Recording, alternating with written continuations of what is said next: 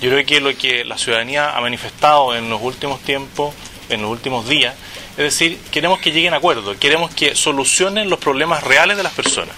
Eso reflejado en el tema educacional, en el tema salud, en el tema seguridad ciudadana.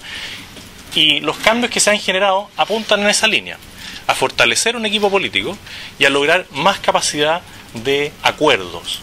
Y por eso llama la atención que desde la concertación, no habiendo pasado 24 horas de haber asumido los nuevos ministros, escuchemos de algunos miembros de la concertación solo crítica. Creo que eso no es lo que espera la ciudadanía en términos generales. Lo que la ciudadanía espera es que logremos conversar, logremos llegar a acuerdos de los temas relevantes.